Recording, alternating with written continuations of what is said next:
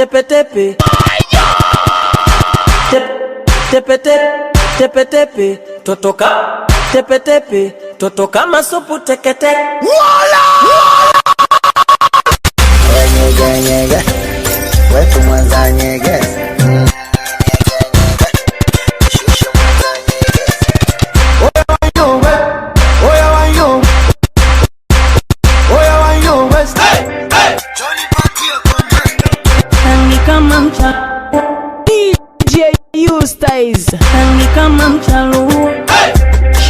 DJ Smith, you're terrible.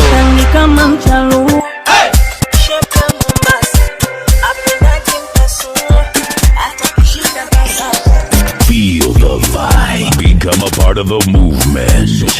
Club Vegas in the mix.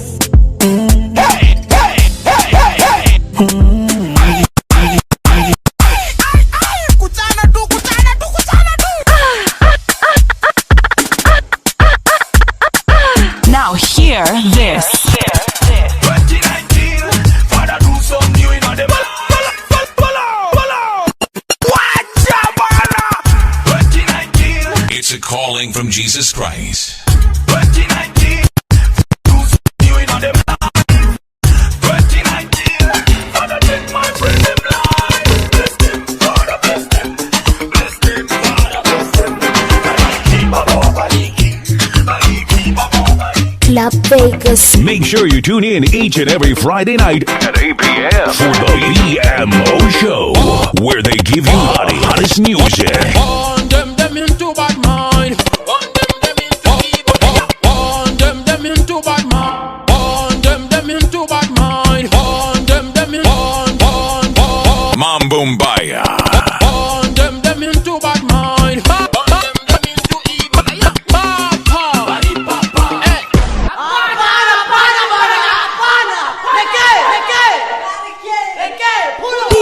DJ Eustace.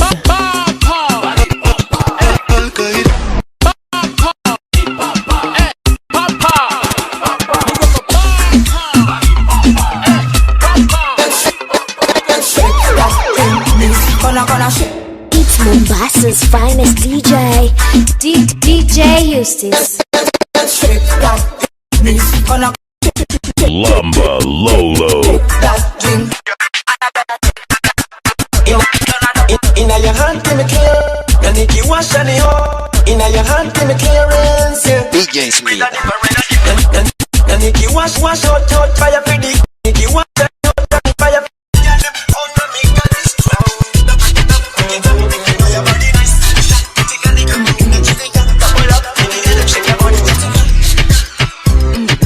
Smoking something. Ooh, yeah, you fucking haters.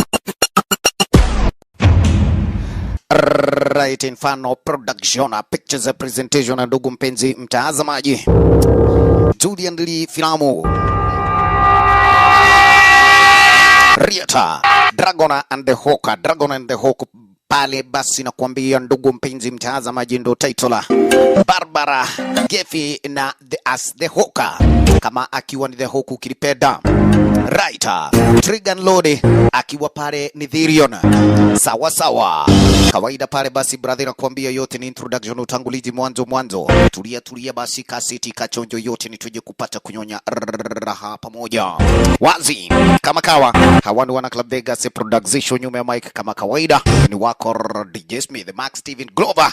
Pale basi upuzwa majina weje pata kutuondokea moja kwa moja tuje kudunda kwa filamu yetu mwanzo. Mutaani kawaida pale basi kube area na kuambia ni side za New York City. Already kube hapa nako na kueleja kuna maneno. Sababu gani? Right. Kuna hili gege hawa makauzi wenye kumbe kwa sasa hivi manzee waliokuwa kweli sasa biashara yao ni kuja kuwateka nyara wanawake. Na lugha already kumbe kwa sasa ikaweja kuwa ni baya. Sababu ni kwamba kumbe already hapa hivi kuna hiki kiatabulikana na jina CD wakiwa kumbe sasa hapa na besti yake. Walikuwaga already kumbe this time pale basi ni target ya wale majagiri wakiweja kuongozwa hapa na kauzi atabulikana pale basi na jina Mr. Edgar. Ruga namna gani? Wache kiuridi kumbe manduthi hapa na kuambia kweli zimekuja unyo. Ishara tosha kumaanisha ni kwamba kumbe wale madema lazima this time waweje kupata kujitetea kwa njia moja ama nyingine, rasivo maskini brother na kuambia upande wao mambo yataweja kubaki kuwa ni tofauti. Ghafla waliduda already pale basi mikononi mwake huyu Kauzi. Ruga namna gani hapa, kumbe this time pale hawana bahati. Nokaiha nyinyi wenyewe ndio mmekuwa sumbua mtaani. Lololo lala maskini wa Mungu watoto wenyewe hapa nakuambia, kumbe this time hawana bahati. Vipi kumbe already hapa sasa wajiga wenyewe walikuwa kumbe sasa hivi na zile madawa za kulevya. Kagua na hapa hakuna cha tafadhali wanyina, leo ni ile siku. Waya, ukisikia ile nduru brother na kuambia kumbe already pale basi mabo ni mabaya zaidi. Imagine haisululi weli waro already kumbe this time wakaja kumteka nyara pale basi bibi wa mbaya ama pale basi dadake mbaya. Cheki already hapa kumbe sasa hivi aliyekuwa sasa sonko wa kusimamia history yote ni Kauzi pale tabukana na jina Mr. Dirian. Ye mwenyewe alikuwaga kumbe already pale sasa amezidua dawa yenye kumbe kwa sasa hivi aliyokuwa pale yoifanyia testing pale kwa wanawake, na ukweli ni kwamba kumbe already hapa hii kazi haijaweja kuishi kuwa areas zenye zile kwa yani imeishi kuwa ye mwenyewe amekaa chini ya maji, na imagine kwamba kumbe sasa hivi hata makarau hawana habari chenye kinaendelea. Alright, leo hii mambo namna gani? Ukuli wa Ruga ni kwamba kumbe sasa hapa pale basi kweli alikuwa gana huyu mwanamke, na ukuli nikakwambia already kumbe sasa Kauzi mwenyewe zake plani na nia alizonazo ni kuja kuhakikisha already hawa madem hakuna hata mmoja mwenye anajua chenye kinaendelea. Foreign country, no family, no friends. Yes, I do have to admit that sometimes I feel a bit afraid. You have nothing to fear. You have nothing to fear. Wewe kaigwa wewe na kimako usiguae chochote kile. Ghafla already report na kumbe sasa hivi inakuja. Kamdosi already kumbe this time pale basi kuja kumvisha mpenzi wake hapa kumbe sasa Jako. Eti wavije kuelekea upande wa pili pale dinner date. Lakini kweli wa mambo ni kwamba already sasa kwake Dirian hii job already kumbe sasa hivi alikuwa ameizoea, na yuaona already kumbe sasa hivi ni kama job ya kawaida. Alright, nokanga kuneane sawa sawa mara moja already kumbe sasa hivi unaje kupata kuchomoka. Kumbe baada ya miezi kadhaa mambo yaliyoja kubaki kuwa ni tofauti, sababu kwamba kumbe already hapa hivi kuna MC atambulika na jina Mr. Dragon Lee alikata kauli nikoja kududa area zenyewe hizi moja kwa moja ni mpaka upande wa pili pale mtaa wa New York City. Sana ni aweje kuangalia hali iko namna gani pale kwa sister yake, sababu ni kwamba amekuwa pale basi kweli akimpigia simu haswa manzi pale basi kwa wiki kadhaa bila kaile tu mwenyewe kuja kuwa na habari ama kuja kujibu. Alright, sasa kumbe upande wa pili pale kwa airport alimpata Githenji naye kumbe sasa ndi moja miongoni mwa wale maconman sana huanga wanategea wale wageni wenye kumbe this time pale hawajui mtaa makosa. Sasa beste pale basi aliyoja kuonyeshwa ni aje weigi hapo upande wa pili pale kwa Diga ni kupeleke moja kwa moja mpaka pale na penye unahitajika kwenda. Ruga ni tofauti, sababu ni kwamba kumbe already ule kijana alikuanga ni Kauzi brother. Imagine mdogo mambo ni aje wololo hawana habari already, ama Murio hana habari ya kwamba huyu mwenye membeba already kumbe sasa hivi hakuaga na haja ya kuja kumfikisha pale na penye yuaenda, ako na haja na pesa zenye kumbe sasa hivi mwanaume na amejibebea makosa. Mdogo namna gani? Sasa hapa kumbe kijana yu ampigisha story kuja kumweleza ni kwamba ini New York City manze pale kweli nimegihuaga na tedeka. Ukiingia hapa kumbe tata kama umelalia masikio yako mambo kumbe this time na kuaga na dabaya anytime dakika yoyote ile. Ala. Rugani aje? Morio alojo kumuonyesha nimekuja hapa hivi sababu ya sistangu. Na ukweli kwamba picha yake na ndo hii. Ushaimcheki? Nema ageta ya neko akamagaga hawa kawaida kumbe ama kama huyu simjui, lakini ile hari ni kwamba itabidi pale basi beste umeulizia sawa, lakini kumbe Morio ajichuge sana. Already nikakwambia kweli sasa hivi yani Githenji yeye mwenyewe pale amepanga venye kumbe beste hangefika pahali na penye kule ile destination na alikuwa yuaenda. Ona mambo. Yes, wando kaigwa wewe na kema kwa murata. Yes, hii ni shortcut. Wanaume anashindwa kwani hii shortcut tunaingia ghetto. Ni shortcut ya aina gani? Aliletwa kwa garage mara moja. Niko kinya twakinya kule tugothia kana niki? Ni kufika nini? Wewe haraka upesi hebu shuka kwa gari. Tunajua watalii uaga kumbe sasa mmejibebea pesa. Hizo ulikuaga pale umefanya hesabu ya kwenda kumtafuta sistako mara moja. Hiyo budget tunaiharibia tu hapa shuka mara moja. Morio namna gani? Kwa sasa hivi ana bahati. Amepatana na Githenji na akona buduki. Haraka upesi najua ni kwamba kumbe Githenji anakuaga na bogi lake hapa. Yani mjiga akuagi peke yake vile. Cheki. Kamjeshi waleja kuona manze mothe ni kulia wega jeshi gafura. Nokaiha. Musiwe na habari sasa. Munacheza pale na mwana Chinese. samahani, mwana Japanese. Jamaa ametoka Tokyo, Japan. Kumbe sasa nikuja kumtafuta sistake. Alafu na nyinyi mnakuja hapa hivi na ufala. Lolo. We, mutapata nali, mutapata kirerembe. Nguku. Nobu, eremurega inywe. Lolo, cheki. Tugine ati ni mioto gani? Lolo lala. Brave. Ai, mwewera wage thioge inywe. Ni aje? Toka gereji. Unanitoa kwa airport. Unakuja kuniperebea kwa gitu. Wewe. Hey. Ulizia vizuri Dragon ni kumaanisha nini?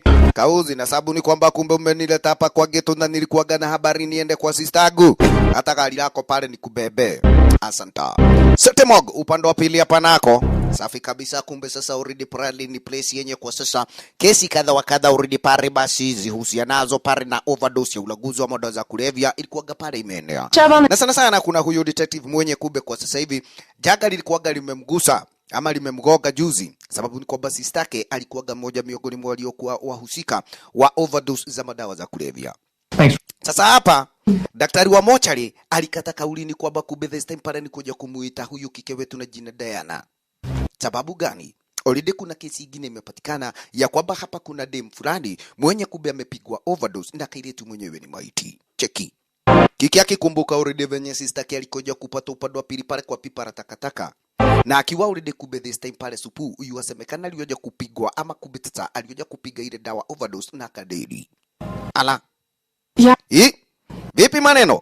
Kumbe una habari hapa daktari alioja kumuonyesha unajua nini?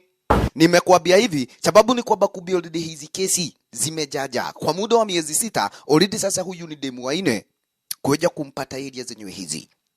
Right? Na sister already kumbe this time ni muhusika. Kumaanisha ni kwamba kumbe this time hata mimi mwenyewe kumbe na hisia ama nafiki, yani nasikia mbaya. If they knew I told you, I'd be out of a job. Right. Erewani kwamba kumbe already pale basi kweli wakubwa wangu wakaweja kujua histori moja kwa moja na chujua kazi.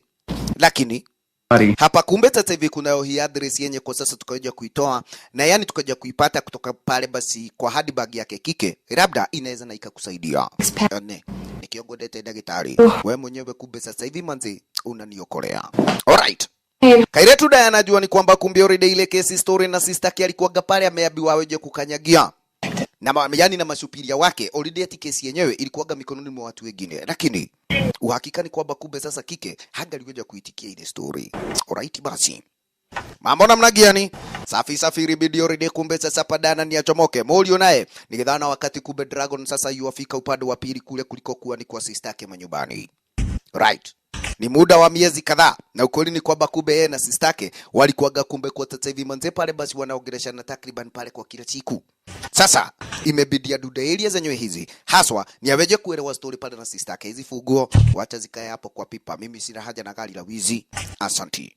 Mdogo already kumbe this time ni mpaka kwa apartment pale basi ya sistake mwanaume. Mambo namna gani? Oi, atatoboa ama kataumana vipi? Kidogo fika area na kulikuwaga kumefugwa. Bahati mbaya hakuwaga na ufunguo. Ibidi namna gani? Pita na mlango ingia ndani yake. Safi. Enyewe hapa ndiko place yenye sister yake alikokuwa na yuaishi ndio. Wagwang ni kwamba kumbe sasa hapa kaile tu yuaonekana pale kwa muda wa wiki kadhaa hajafika. Cheki hata kuja kwa foto bado hapa kunaonekana pale kuna vubi, kumaanisha ni kwamba kumbe kike hapa hajaonekana pale basi kwa siku kadhaa ama kumbe tata kwa wiki kadhaa ukilipenda. Alright. Ilibidi pale basi kumbe kule kwa fax machine haswa na aweje kuelewa ama messenger sana ni aweje kuelewa mambo yako vipi. Akaweje kushtukia ni kwamba vile pale basi nikuja kupeleba mpaka kwa madayari na kadhalika. Akasikia ni kwamba kumbe already pale basi kweli kuna mwanamke sana alikokuwa pale basi kweli na beauty para haswa alikuwa gana yuwa mtaji yani yuwa muhitaji pale sidi sana ni aweje kupata ile job. Mambo namna gani? Gafra maskini pale basi kumbe kule kwa mulago already hapa kuna mtaji kumbe ni kiateka. Naye maskini amestukia hapa kuna mgodi. Mjiga hapa nikuja kutisha na buduki bila marisasi. Asiwana bali this time mwenye anatisha already kumbe alikuwa gametishwa kutoka kwa airport. Hii ni kumaanisha ni kwamba Morio lazima aweje ku extra careful round hii si mchezo. Cheki. Lolo lala. Oi. Mtesia kuja hapa kibese cha mukamba. Iko shinda gani? Wewe. Namna gani wewe ni nani kaibi nikiateka wa nyumba? Nikashindwa ni nani mwenye amekuja hapa hivi manze pale kuingia bila kunini. Yes, bila kuulizia. Jojo hata hiyo bunduki manzia ina maridhe cheki. Jamaa kuangalia yenyewe aliweza kupata bunduki hata ina kopa. Wacha ufala. Yes. Riata hapa ni kwa sister yangu sijakuja kupereba. Manzia hata sister yako sijamcheki kwa muda na bado ujue ni aje. Miezi miwili nimekanyagia tu. Yes, lazima alipe hiyo deni ama nianze pale ku auction hizi vitu zake za nyumba. 600. Okay. Molio kumbe sasa uaga baby cash anajua hii ni New York City. Sasa kaja kumuonyesha ni kwamba nitakuja kukuandikia travelers check. Ni sawa haina goli. Na bado uweje kuongeza za murago na isitoshe kumbe sasa umevuja murago nitabidi pale basi tumebadilisha. Alright Morio bali pale basi kweli shida yake sasa hata si pesa. Shida yake ni sister yake haswa weje kuonekana kwamba kumbe CD hata weje kumpata. Atakani dinga brother unataka. Yes umekuja ile place poa ndakupatia. Alright basi. Usiku ni mrefu maskini pale kumbe sasa kwa mwenzetu. Elewani kwamba kumbe mwenyewe hakuna yeyote mwenye na yua. Safi. Upande wa pili hapa nako CD aliweza kumkujia pale basi jamaa na jina Dan. Na kweli kwamba kumbe Dan mwenyewe pale basi alikuwa kumbe this time pale bado kweli wanafanya kupeleleza ile kesi. Lakini Dan elewani wale makarau wenye sana wanakuwa pale walezi vilivyo. Na kawaida huaga wanataka pesa za haraka upesi. Hapo namna gani? I don't think so. She had rope burns around her wrist. Alright. Wasikiani kwamba kumbe already kuna demu mwingine bado aliweza kupatikanaga already pale basi akiwa amepigwa overdose. Dana anadai ni kwamba already sasa ile overdose ni sawa tu na sister yako. Kumaanisha ni kwamba kumbe ni watu wengi sana huaga wanakufa pale sababu ya hizi overdose. Kwa hivyo usinilete. Hiyo kesi already kweli sasa hivi iliweza kusemekana haswa. Yes, sister yako aliweza kuuziwa madawa baya, akaja kujiduga ndivyo hivyo pale basi na akasafiri. Yoko ndigithi olimoe nawe. Ando maraku ati aguko na gutire wira oraruta. Walande. Saidi diadha already kumbe sasa ije pale basi mwenyu yani ije pale maofisini cheki hawana nao pale basi kumbe tu wanakula gumzo. The funny is that she ni uraigwiri ole kurathire wewe mafala kwani nyinyi kazi yenu tu pale ni kuja kukapa kwa gari langu gari yako kwa jade hutagio ndio guoko komwe mchunge sana ini atia lazima kumbe sasa mweje kunipatia heshima. Alright Cindy, yani samahani, huu ni Diana. Mwenyewe kumbe sasa already pale aliamua ni lazima atakuja kuchukulia ile kesi mikononi mwake. Saidi diadha already kumbe sasa hapa Morio ni aje. Zenyewe zile nyakati za jioni ni kuja kumeditate hapa. Ruga namna gani already kujua ni kwamba kumbe mwanaume alikuwa pale ni expert wa style za martial arts. Yes aya. Meditation already hapa kumbe sasa inampeleka bali. Saidi diadha ni upande wa pili pale manyumbani. Na sana kuja kubuka ni kwamba enzi na nyakati alikokuwa pale basi kweli anakasakata vilivyo. Jua ni mwalimu pale basi wa kung fu kilipenda mwenzetu hapa msee na jina Mr. Dragon. Sawa. Na kweli ni kwamba vile anakumbuka pale maneno ya mwisho haswa pale wakioja kuongeleshana na sister yake. Na sister yake alikuwa na imani ya kwamba kwa lolote lenye linaweza likatendeka brother yake yuko hapa hivi na apate kumuokolea. You found your success, found notoriety in your art. I need a chance to realize my dreams too. Right. Gumzo za mwisho kumbe Cindy alioja kumuonyesha brother yake pale mimi nitaelekea America side za New York City. Already sasa nimepata job nikiwa kama model. Na kweli kwamba kumbe sasa hivi at least hapa sasa manyumbani sioni nikipata nafasi. Kwa hivyo wacha nielekea America agarau kumbe sasa hivi niweje kuona kumbe kama nitakuja kupata mazuri. Lakini hizo ndizo zenye zilizokuwa pale basi gumzo za mwisho kati yake Dragon hapa hivi kweli na sister yake. Tafashi ni kwamba kumbe this time manze besti amekama hapa hivi. Hari ni kwamba kumbe this time si waweje kupata kuongeleshana na sister yake. Hali ni kwamba already pale basi sister yake na amego missing. Hii ni mbaya bana. Morio kibaru yuko nacho pale kumbe ni kigumu sasa hivi. Sababu ni kwamba kumbe already this time anashindwa anzie wapi. Kuna kilabu fulani tabikana pale basi na jina Infano. Yenye kumbe kwa sasa hivi inaonekana pale basi Cindy na alikuwa yuwafanya kazi area zenyewe zile. Kidhana wakati wenyewe kumbe already ni aje. Hapa ni kwa beauty parlor. Kawaida kumbe tata naye pale Diana alikata kauli nikoja kududa area zenyewe hizi. Sana. Yule pale basi kike yuwasemekana aliweza kupata kuyaga dunia kuna siku wakati pale alikokuwa na ameduda eneo lenyewe hili. Kidogo wacha hena bishada huko ni we hiyo ya maiti. Huyo hata sijai muona. Hata kama nishaiweza kumuona akiwa maiti simkumbuki makosa. Na ikabidi already kubeta tapa Diana alichanganyikiwa. Akashindwa sasa huyu na ndiye mwenye angaliweza kumsaidia kauma ne vipi. Vixba kawaida kumbe ni place yenye kwa sasa hivi manze pale yule kike na jina Cindy nako alikokuwa na yuwafanya kazi. Wacha kidogo kumbe mwenzetu kuja kududa inadi akaja kumpata pale waiter. Wajua nini mami? I'm looking for this girl. Right, I'm looking for this girl. na ukweli kwamba alikuwa wafanya kazi area zenyewe hizi. Cheki, hii ni kadi ya area. Ni ile tuingie maturutagira wira, especially weekend kukiwa pale kuko na job nyingi. Sana sana huaga pale basi tunachukua madem. Yes, you better take a drink or get out. Safi. Hawa wanakuaga ni madem wa contract. Kuna watu gutaithania. Ngoja. Best yako kufa roho. Hata kauli pale basi kumbe sasa nikoja kumrudia mmoja miongoni mwa wale madem wauzaji area zenyewe hizi. Iko nini? Safi. Kuna demo mwenye kumbe kwa sasa hivi alikuwa pale na wafanya kazi area zenyewe hizi. Na niko na haja na yeye. Wacha picha best pale basi kuja kupatiana. Elewani kwamba kumbe tata huyu kike alikuja pata kumuelewa CD. Ala. Kai. Kwa duma gagai. Watu hapa uaga wanapotelea na hakuna lolote lenye tunaweza tukafanya buka atini. Right. Lakini kumbe sasa una habari wa Ruguru na yeye akaweja kuelezewa aba kumbe sasa hivi akapatikana pale akiweja kupatiana moshene. Hizi mehemehe zake zitazimwa. Brother nakwambia kumbe hapa kuna cha mchezo. Wacha. Iko nini? Atulenda kujira ati adu ni moraga. Watu waga wanaenda tu kwa mili. Wanaenda na wanapotelea kabisa. Wengine hasa unasikia ni kwamba kumbe already pale basi kweli na wamedidi. Hata juzi. Yes, tunachaga pale basi kumbe maobolezi ya besti yetu anaitwa Catherine Gafra. Aliingia hapa Edgar. Wena zebude bukatini. Nasikia hapa hivi unaanza kuuliza maswali wewe ni karau. I'm looking for my sister. Buda mimi namutafuta pale sistagu. Picha yake na ndo hii. Wata kidogo kumbe chizi mtandao leo kumuonyesha hizo meheme uko nazo. You get in trouble asking questions or right, utakuwa kwenye shinda pale viko ja kuulizia maswali za ujiga hapa. Ni waigua. Yes, kama ukunywi toka kwenda. Madra kapita kakaja kuachiliwa pale basi kumbe best state niende kuja kuchukua. Gafura, machinery. Alicheza na wrong number wewe wanyonete yote kumudurume. Wewe, brother, unijui? Cheki. Na tudem venye huaga tunasikia eti Edgar ya bodyguard hapa. Cheki. Wow! Zinakuja zile dry kilo 200 Ala kwa wewe kuzogu wale. Ai, hizo ni madhara. Manze umekichapa na bado. Dudathi ogwo ndiroka. Watu dem tuliona hapa na kabogwa bahulu. Yes, tutapata nafasi ya kulipa. Mudo ni kiroto. Yes manze. Ndiye imamokore. Ndeni mumpata huo boy. Safi kumbe wasana wakati wenyewe already kweli sasa kike wetu naendie huyu Diana Karawa alikuanga pale basi ulizia. Sana already pale basi kumbe kwa wasafiri already pale wenyeji kana kwamba washakuja kumuona huyu dem. Gafura. Wacha kidogo kumbe mwenzetu ni achomoke side zaidi. Mbogi lake Edgar Naro kumbe sasa liko area zenyewe hizi. Ni kuja kuhakikisha eti ni kwamba kumbe limemutia adabu mwenzetu. Modoro doge to kuogu. Manzone za jeni chapa hizo mangumbi zote. Utaamulia. Tulikuambia huo mdomo wako mwanaume utaweja kukuleta tabari. Gafra. Kidogo kumbe unabariki kialoja kuona hapa hivi kuna ngori. Wacha kumbe dhishtemeti na weja kuja kutuliza toko. We, iko shida gani hapa? Hapa na mimi namtafuta sister yangu alafu hawa shenzi wanataka kudai eti venye ni wano makuniliko. Neguo hauna homerogera.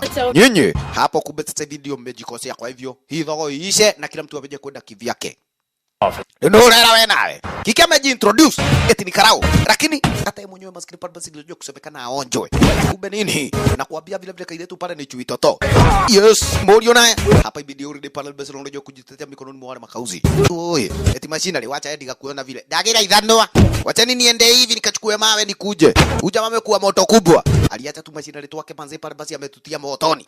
Walala. Tumujiga. Hapa tuwekelewe kike naye. Hapa hakuna kutusamea tu. Tufara manga. Cheki. Okay. Ngai. Mugitida mudhaidhetu atia. Pana pebereza nugu kwa mteremko. Chapa ilale. Washenzi. Leo nakwambia kumbe ni kunoma. Leo ni kunonzero. Yeah.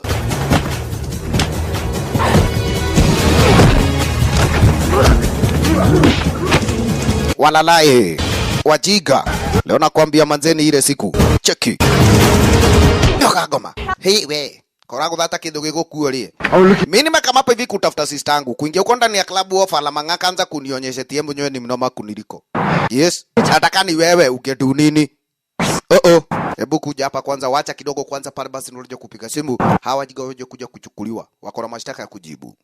Alright. Lakini kwa wa mambo ni kwamba kumbe kwa sasa hivi venye wamepatana. Elewa wakiwa wote wawili wako na shida. Sababu ni kwamba kumbe kike pale chini ya maji amekuwa kipeleleza hii story. Na Morio sasa pale amekuja na shida nyingine ya kwamba sister yake already pale ni mmoja miongoni mwa wenye wamego missing sasa hivi. Hii ni shida. Then the letters stop. Alright. Mimi sister yangu already kumbe tulikuwa tuna chat na yeye. Kigafra maskini pale simu ikazima. Isitosha hata zile barua alikuwa ananitumia pale basi zikakosa. Ikabidi already nimeambiwa na wazazi wangu nikuje pale nije kuangalia hali namna gani. Yes, sistangu na die huyu umemcheki. Ara. Juani kwamba vile vile already hapa Diana naye pale kuna ile kesi anapeleleza ya yule dem aliyoja kumpata upande wa pili pale kwa mocha na bado inasemekana kube eti sasa hivi alikufaga pale kwa overdose. Hii ni noma. Connected? Riata, hizi kesi zote mbili zinaonekana pale basi kube kwa sasa hivi. Wao wawili ni connected, yani pale basi kube. Hawa wasichana wawili wenye wametoroka ama wenye wamego missing. Inaonekana kube kwa sasa hivi. Yes, kesi ni kama moja. Lakini mmoja ni maiti, mwingine pale amepotelea. Safi. At least manzenda kupigia simu baadaye. Alright. Lolo. Diana ile kesi ilibidi pale lazima sasa aweje kuipelekea mpaka yani macho ya mdosi wake. This time ni waweje kupata kupeleleza chini ya maji na haswa waweje kuelewa kiini cha history iko namna gani. Kwake Mr. Felian nikakwambia already kube sasa Felian mwenyewe ni mmoja miongoni mwa wale wabaya. Na amini usiamini already kube this time ile kemikali mjiga alikuwa gayua itengeneza haswa manze ilikuwa inajulikana kwa jina brainwash. Kabisa kube sasa hivi haswa wale mademu waliokuwa pale wanatekwa nyara amini usiamini walikuwa kumbe this time pale basi wanadugwa ile yani ile detebe, lakini wengi wao maskini hawakuaga wanatoboa na maskini walikuaga wanaiaga dunia sana. Kube kwa wachache wenye already kweli ile tap imefanya kazi sana na wao wakidugwa wanakuwa pale basi kube ni wafuasi wake huyu mjinga. Ferian yuadai kumbe sasa hivi ni aje, msiwe na wasiwasi. Already pale basi kube mpango uko jiani. Wavenye kube sasa hii tap nitakapoja kuitengeneza vizuri na haswa tuanze pale basi kuipiga bei kwa black market mara moja. But I doubt we'll see similar results with our new product. This chemical hypnotic has proven even more effective than we had hoped. How so? I've had my men perform the final tests. Wasikia ya kwamba kube sasa kamjiga pale akijigaba ya kwamba already kube sasa ameshaweja kupatia na ile kemikali kwa machinery zake. Na sana already kube baadhi ya wale wasichana wanaofanywa ile testing. Cheki hapa tayari kuna wawili wenye kube kwa sasa hivi waliokuwa pale basi ni machinery zake huyu mjiga. Amini usiamini wao hutumia ile dawa. Ikitumiwa pale basi mdogo inaweza pale basi ikakufanya uweje kusahau na upoteze memory yako kabisa. Lakini ukiweja kuitumia zaidi ama ukiweja kuipiga overdose mara moja na inaua mtu. Ubani kwamba kube sasa hata ukifanywa postmortem haitawahi weja bainika ni nini chenye kube kwa sasa hivi kilichoja kukuangamiza. Alright. Sasa tap kama ile kwa black market. Huyu mjinga anaona manze. Hiyo ni pesa. Na ukweli ni kwamba kube hivi karibuni jamana kwambia ataanza kuisafirisha kwa maroli. Mashipment hapa zitaanza kuingia kwa fujo. Alright. Ni dewalia. Wanabonga already hapa kumbe sasa hivi na moja miongoni mwa waliokuwa pale maassociate wake kibiasharani. Mambo namna gani kube gedhana wakati wenyewe. Already hapa kuna moja miongoni mwa wale maassociate vile waliweza kukamura, lakini ubani kwamba huyu associate elewa ni kwamba kube sasa hivi alikuwa pale anunue ile dawa lakini akanunua bei rahisi. Kumaanisha nafari gani kwamba yeye mwenyewe alikata kauli pale basi kube sasa ni kuja kumbafua huyu mjiga. Well, I've brought the money as you asked. Yes, pesa kama venye ulikuwaga umetoahidi, yani tumehaidiana ndizo hizi leta dawa. Lakini yeah, that sounds nice. But I've decided to call off our deal. Why? It's simple, really. I've received a better offer, and I'm afraid they've insisted on. Wasikiani kwamba kube already pale basi nimepata offer nyingine mzuri kuliko yenye kube sasa hivi unaniambia. Na already kube this time ikabidi ni aje. Tumeshaweja kuuza zile matap wewe ni kemudu. Yes, bona mdosi wako anateta. Tika kujiguithia. Waya. Tumashinari. Hapa vile wale wanawake this time pale basi kube una habari nini? Cheki. Ndio waweja kupata kungangana na mashinari wake pale basi kahara. Kagua. Hapa kunaonekana kuna mashinari.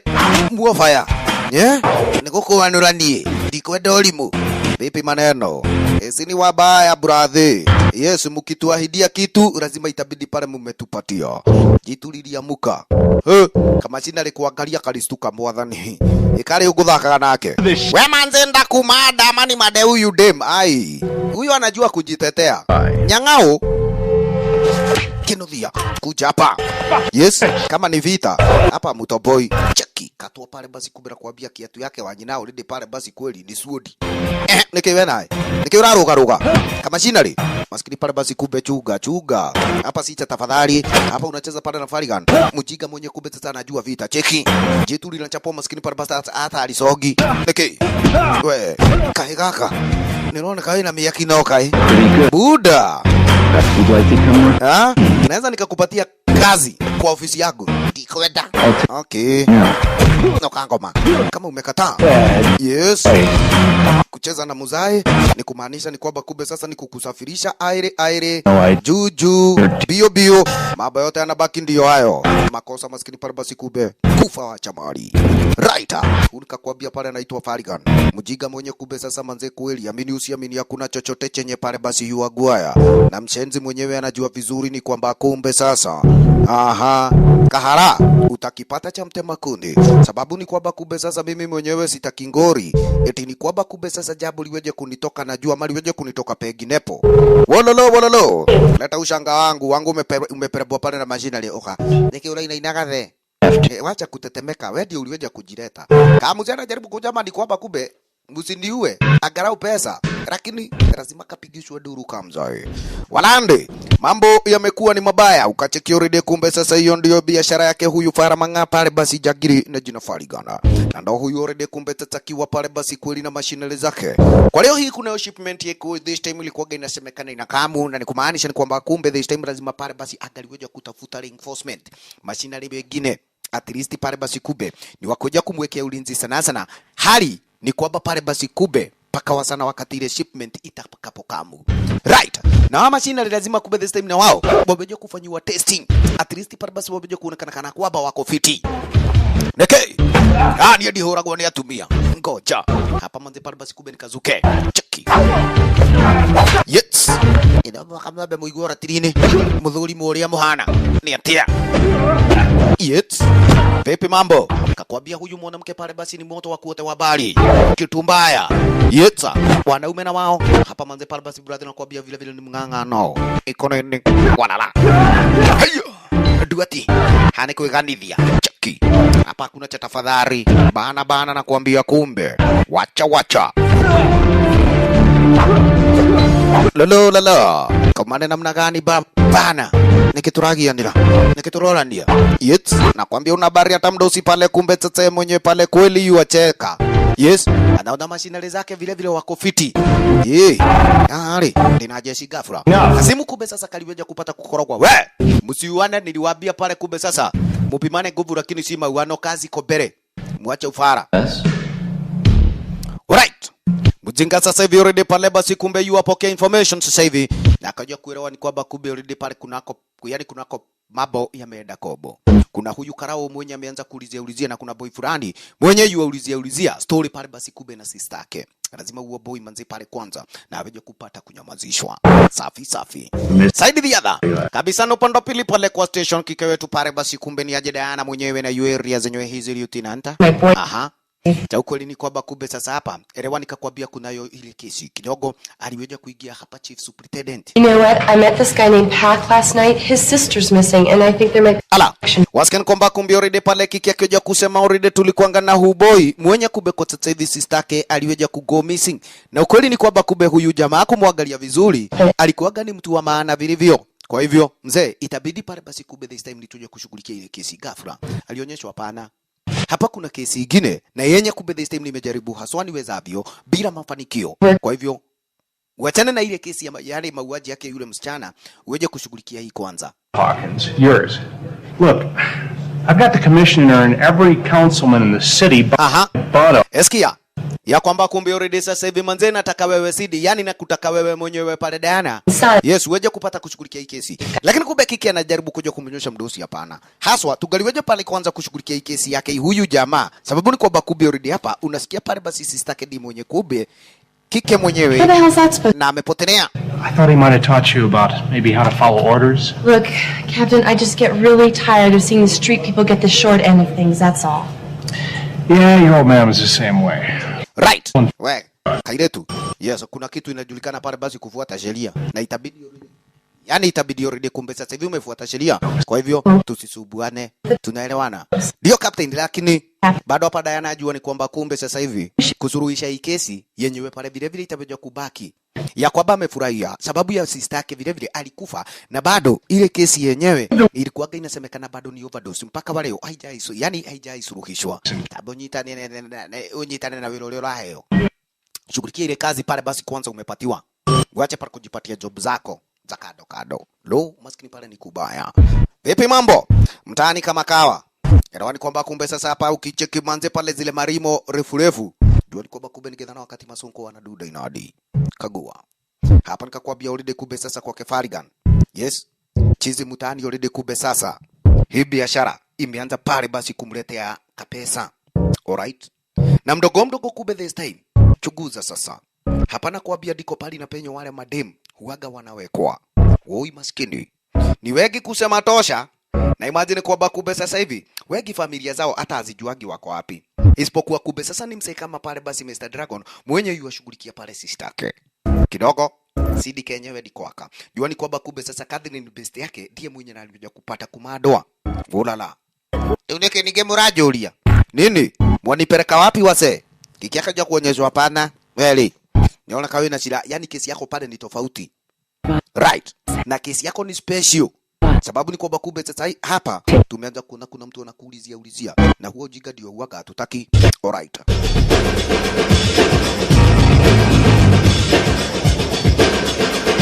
Lala. Ukateke upande wa pili kule ndani. Side za outside, yani side za ndani ungalifikiria ni kilabu. Lakini upande wa basement brother, ile biashara yenye kumbe sasa Farigan hapa anaendelesha na bogi lake. Ndugu nakwambia pale ni biashara nyingine muenda. Kagua. Pamoja hapa kumbe sasa hivi na huyu mashine pale atabulikana na jina Edgar. Na elewani kwamba kumbe already Edgar mdosi ashafahamu ni kwamba yes, huyu dem maskini pale basi na jina Cindy ameanza kuuliziwa na hilo ni jambo kumbe this time linaweza fanya pale hii biashara iweje kuwa noma. Ala, mdogo safi walioja kuingia upande wa pili pale basi kwa base ya operation. Mambo namna gani? Nasikia ni kwamba kumbe kuna boy alikamingia hapa juzi akakuwekelea ndio unang'ara macho ine. Tiko rara ulile. Siku ni chapa ni venye tu yani alinipata flat foot. Na alikuwaga anakuja pale basi kuja kuulizia sister yake. Si ndio? Yule demu uliua ama yule uliweja kuacha uhai? It still lives, Cindy. Yes, the one that is still lives, CD. Alafu I'm still puzzled why you thought fighting him would lessen him. Riet. Sasa kuja kumchapa huyo jamaa kumbe sasa ulioja kumpatia sababu ya azidi kupeleleza akiweja kujua wewe mwenyewe kumbe labda pale basi unajua story na sister yake. Ungeacha kuachana na huyo jamaa. Manze sikuanga nafikiria huyo jamaa alikuwa moto kubwa. Lakini siku nyingine nitamada huo lazima nitamuangamiza. Mdosi alioja kumuonyesha hapana. Lenye liko ni kwamba kumbe sasa hivi huyu kike na jina Sidi utaweja kumweka bali na wale mademu wengine. Sababu ni kwamba kumbe already kaile tu mwenyewe ameonekana pale sasa hivi kuna mtu anayua mtafuta. Anaweza kuwa kumbe sasa kwa faida kweli. Kwa sana wakati fulani. Na huo boy manzi, usijali buda. Itabidi already kumbe sasa nimemfuata. Na nikianza kuona menusa pasipo pake. Huo jamaa pale basi kumbe ni risasi itamkataa. Hata yeye mwenyewe atakuwa maiti. This is a critical time for the order. I would hate to see such a promising venture compromised because of your lack of self-control. I understand. I hope so. So what about the Asian and the cop? So far they have nothing concrete. If we maintain a low profile, they will lose interest. But just to be safe, I want them followed. Right, just to be safe, I want them followed. Tumeelewana? Safi. Morio namna gani? Kabisa kumbe kama kuna mtu mwenye kweli aweje akakufa roho ni mwenzetu hapa hivi msena jina Mr. Dragon. Kazi lazima kumbe sasa hivi na aweje kufanya usiku mchana. Leo hili bidi pale kumbe this time na aweje kuingia upande wa pili hapa. Yes. Kwa wale wana model, bahari na penye kumbe sasa sister kili kuanga yua semekana sana alikuanga na yua kamu kwa auditions fulani wa fulani. Ni manio kite. Eti aweje kuulizia kazi. Isipokuwa ni kwamba kumbe sasa hivi hata nimejaribu kuja kumpigia simu kwa muda wa wiki 3 haichukui. Right?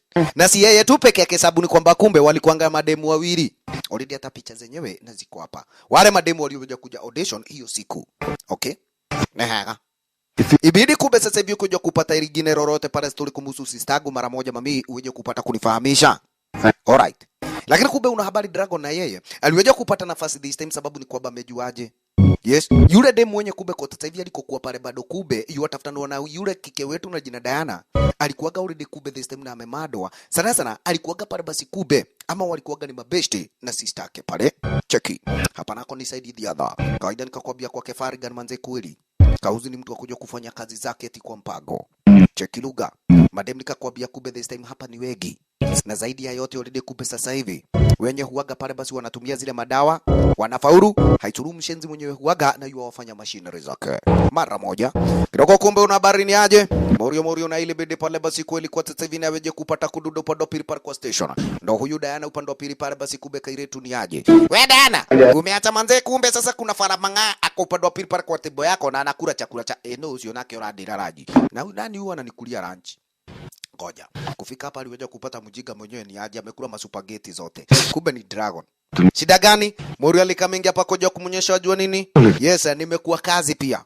Sababu ni kwamba kumbe yule dem mwenye alimadwa ndiye huyu na alikuwaga kumbe sasa hivi ni beste kwa sistagu. Kwa cheki. Ishara tosha kumaanisha ni kwamba labda kwa sasa hivi mwenye alimada huyu kike na jina Catherine anajua exactly pali na penye CD yuko. Ala. Enyewe kumbe mami una habari akaja kuona hapo ni sawa. Yes. At least hapo kumbe sasa hivi Morio na umesaidia. Aha. This is the first good lead I've had.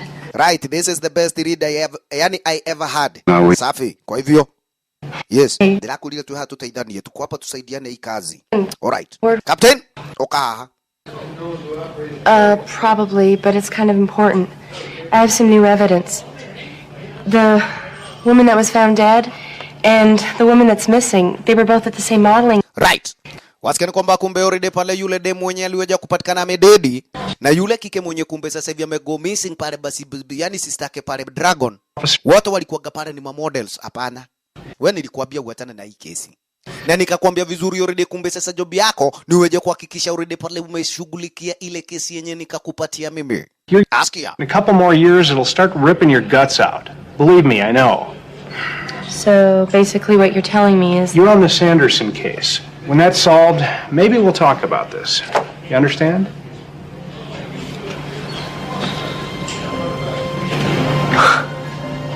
I understand.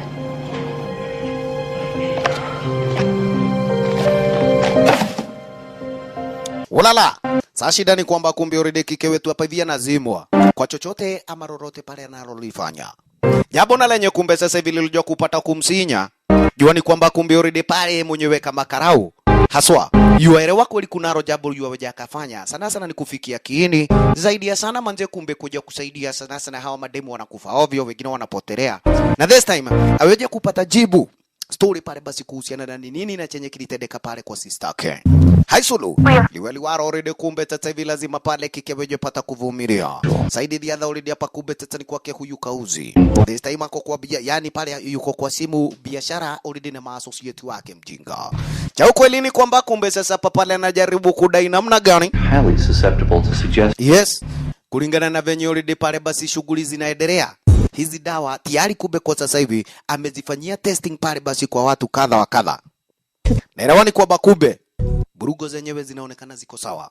Hapa kuna mwana Russian mwenye kumbe already pale anajaribu kuja kumuonyesha best sasa hivi. Kwa venye umejipaga hizo pale basi kumbe sasa hivi madawa ni weje kuhakikisha at least manze umezitengeneza kwa wigi ndio kawaida pale basi zikiweja kuingia kwa market tusije tukaweja kukosa. Yani tusije tukaweja kukosa pesa. Na isitoshe manze yes story na production ama pale basi kumbe zile madawa ziweje kuwa kwa wigi. At least ziweje kufikia kila mtu sikia. In 3 days. I will meet you there. Alright. Haina noma. Kauzi pale basi kweli wajipaga yeye na biashara zake. Swafi saidi the other already kumbe nikakueleja mwenzetu hapa hivi msena jina Mr. Dragon alali usiku mchana. Mwanaume already kumbe sasa hivi manzeni kuja kupata kushughulikia pale ile job yake. Kidogo leo huyu ametoka pale kununua mapizza ghafla. Leo hapa kumbe sasa kuna roho gari la magaidi lenye kumbe kwa sasa hivi already washenzi wenyewe nao wamekuwa kioja kumfuata Dragon sana. Ni waweje kupata kuelewa kana kwamba Morio pale basi kweli kuna upelelezi ama pale basi kuna ukweli anaweza akaufikia hivi karibuni. Walala. Mamialo jo kumuonyesha Morio kuna chao nini? Kampare kumbe sasa hivi watana na food kwanza kumbe tuweje kuelekea moja kwa moja moja pale basi kweli pale na penye kube niko na fununu na tunaweza tukapata evidence yoyote ile. Right. Majangiri na wao bampa kwa bampa na kuambia kumbe the technology kufuatana na wenzetu. Safi safi. Aha. Area zenyewe hizi kawaida pale kumbe sasa ni kwa mwanamke mwana Japanese. Na ukweli ni kwamba kumbe sasa una habari pale kweli Diana mwenyewe lugha yake ya Kijapanese si mzuri. Sasa alikata kauli ni kuja kumtuma Morio na aweje kumuelezea already kumbe this time pale basi boga na yule mwana Japanese utaweja kunipata hapa nje. Ni ule buda kumbe naye Edgar amekoboa pale mashinari wa mtaa. Kaja kudai ni kwamba kumbe sasa yule mwanamke pamoja pale na yule boy ndio wenye wanafaa pale waweje kutiwa adabu. Sasa una habari ni aje? Kina kiraka wakiwa wamepatiwa kazi brother na kuambia ni aje hapa lazima waweje kuhakikisha wadhibitishe na wa make sure ni kwamba sasa hivi manze pale basi job imefanywa. Safi safi. Aha. Morio na yale donda upande wa pili pale kule kwa ile duka. Yes. Anza kuulizia madhesto ule pale basi kuhusiana na huyu mwanamke. Sana sana pale basi sistake. Ala. Kumbe mami ye mwenyewe already kumbe kwa sasa hivi naye alikuwaga pale na information fununu alikuwaga pale shasikia. Kama mimi na pale basi Dana amepiga seti hapa. Chuga kiki already kumbe na kuambia hama majagiri hawakutaki mazuri kumbe machizi pale kweli wako na mabaya. Fasta pale basi Edgar ni kwa simu. Unyoya this time na weje kuita machinery. Kama wanataka pesa za haraka upesi already hapa hivi kuna job yenye imepatikana mbio. Wase kujeni hapa kuna mtu nataka pale aweje kutiwa adabu. Sijasahau manze venye aliweje kunitoanga manyanya. Nasikia na elewa ni kwa Bakubi already Edgar alikuwa ameonywa pale kumbe sasa na sonko yake. Yes, sababu ni kwa Bakubi ile biashara wanataka uifanye chini ya maji. Asije pale basi kumbe sasa hivi akaweje pale basi kumshambulia huyu karao. Kidogo Edgar manze kumbe tata boy ni kama tatupatiana. Kwa hivyo lazima tuweje kuwa na plan B. Aha. Bring the sister. Right, nenda uleta yule sister. Sababu ni kwamba huyu mjiga na jina Dragon hata jina lenyewe pale linatisha. Yes, atujui. Kumbe sasa ni plan nyingine gani huyu mjinga atakuwa nayo. Wazi. It's me. I have a job for you. Right. Wasikia ni kwamba kumbe jamaa manze pale basi anajuana mpaka na makarau. Eti ni kwamba kumbe this time pale basi kweli kunayo job yu amtakia pale sanse fulani. Wa mami, kumbe kike koja kuangalia lishanga. Leo nigene inywe. Mara ngapi nitawatia adabu ndo moje kujua mimi mwenyewe ni karau. Leo ndo hana. Kwani utatufanya nini? Giuga ni dekia na inywe. Kabura nimalizane na nyinyi. Mutakuwa kila mtu akioja kuulizia kwao ni wapi. Todogero asiga no tanogete mama ndo tige gututishira muturire. Gafura. Nikakwambia Diana pale si tucheke. Kaire tu ni chui toto. Washenzi. Na ati ni maboy wa mtaa. Niguo tu kwenda gasia beti. Oi kai. Hapa inaonekana ni normal. Kidogo kike aliona upuzi sitaki. Weka hiyo silaha chini ama nikutandike. Waya kai. Bao kufia turua risasi mjiga aliona hapana. Yedi go kuwa matano. Hapana. Haraka upesi pale kumbe fala mangana na weje kupata kugomesing. Saidi diada. Morio kusikia yani risasi. Moja kwa moja kukama pale weje kumuuliza wanyina mambo namna gani. Kidogo. Give me this. Aha. Edgar Dante. Looks like the guy who attacked us in the parking lot. Right. Yeah. Huyu kawaida pale basi kumbe sasa hivi ni yule fala mangali weje kukushambulia. Kumaanisha ni kwamba kumbe this time ikasemekana pale kuna ile kilabu itabulikana na jina inifano. Eti tukaja kuingia kule mara moja kumbe kwa sasa hivi tutaweja kupata information. Morio yu ataka story manze pale ni aweje kuimalizia haraka lakini kumbe una habari ni aje Dana alija kumuonyesha zi. Lazima kazi yenyewe pale basi tuweje kufuatilia muelekea. At least pale hapa ni yani hapa ni New York City na kuna sheria pia. Na tukivuja sheria sisi wenyewe pale Morio ndo tutajipata tambani. Wani rabo ai. Ye? Niye joe kuruta wera ri. Nina yu kuria wera ni kuruta. Kuka hapa na sistangu amego missing sijui yenye anapitia. Kwani unafikiria manze kumbe sasa hivi unanisaidia nini? Dragon tafadhali. Don't do anything stupid. Don't do anything stupid. Digidhio limo. Kama utanisaidia, fikiria nitasaidiwa na nani? Tabidi pale kumbe sasa kila mmoja kweli na weje kujikata kivyake. Mwenzetu elewa ni kwamba kumbe yeye mwenyewe job yake haswa na aweje kuhakikisha ulide kumbe sasa huyu dem mwenyewe pale basi na amempata sistake haraka iwezekanavyo. Wazi. Saidi the Kajagiri na ndiye huyu already kumbe sasa sindika loja kuleta ngoa area. Jua ni kwamba kumbe sasa hivi ni aje. Tunasikia brother kwa nakusakanya juu. My brother. Yes. Yendi. Buruanyo kwa ni alethana nawe. Kumaanisha ni kwamba kumbe sasa venye brother kwa nakusakanya. Hiyo na manze kumbe sasa ni job kwetu. Lazima ibidi kweli. Tumekutia adabu akikama hapa hivi atapata kweli yani umetolewa manyanya bayari. Huyo ni moto kubwa. Nawaambia mtanyolewa bila maji. Neka tuarona kou. Yego tiri mundu ugamuru wajira tiri muhuthu. Right. Ujama pale kumbe sasa hivi sakanyano na yeye. Kabisa tuje kuelewa exactly pale basi information yenye anajua kutuhusu imefika wapi. Ala. Usiku wenyewe. Mwanaume anakuambia kumbe sasa nipiga ndira mtaani. Kumbe elewa kuna yule karau mwenye kwa sasa hivi aliyoja kupatiwa kazi. Karau naye kumbe sasa hapa akaweja kumtafuta pale Gasheri. Na Gasheri already kumbe naweje pata kumuigiza mwenzetu box. Ni aje ndo tunasikia ukiitwa Dragon na tunamsakanya sistako. Really? Why? I heard you were trying to find Cindy. Yes, nasikia ni kwamba kumbe tu unajaribu kumtafuta Side sistako. Najua story zake. Kumbe cheki pari na penye makarau wametulia. Sasa hapa kumbe this time pale basi best aliyojua kuonyesha wajua nini? Information hapa inakuwaga ni pesa. Kwa hivyo kabla sasa tuje kufanya chochote kile, besti, hebu nikanje sultano. Hiyo ni kitu iko. Mwanaume na venye na yeye kumbe sasa hapa ameelewa ni New York City. Habebagi pesa. Yes, kila kitu ni check. Ronald Moko halia, ukuwaka shiti ni. Asanta. Sasa kumbe kuja kuandikia yule demu ile check, alijikosea. Sababu nikoba kumbe ukasikia ni aje. Huyu demu na yeye ashatumwa already kumbe sasa pana masanse. Manzi umeniokolea nimepata ya kulipa hao. Gafura alimweka dawa ya kulevya upande wa pili. Kumbe cheki wale masanse na wao walikuwa hapa akina Dante. Haraka upesi sasa hivi maskini kuja hapa mwenda wazimu. Iko nini? Mikono juu nikimwajulia. Wewe, hey! Kupatikana na kahaba, ya pili kupatikana na madawa za kulevya. Hiyo ni miaka 25, ukienda chini sana 30. Kai. Yeah! Muhaga modoguo. Manzi kwenda toka hapa. Yes, kwenda ukajivunia hiyo sultano ukakunywa chenye uwaga unakunywa wazimu. Imagine. Maskini mwenzetu alijipata tambani. Lo. Majangili bado kumbe biashara lazima zipate kuendelea. Na ikasemekana already kumbe sasa besti ametiwa kitanzi ako ndani. Imagine. Vipi mambo? Usiku wenyewe alioja kupata pale yani kupiga simu moja. Mwenye alimpigia kumbe ni Diana. Akamwelezea maskini pale kumbe ni mimi nimeshikwa. Wajite Roki. Marauga mimi ni muraguzi wa madawa za kulevya na nilipatikana Koinage. Ati imagine. But it's not true. And they're going to send me to immigration. Riet.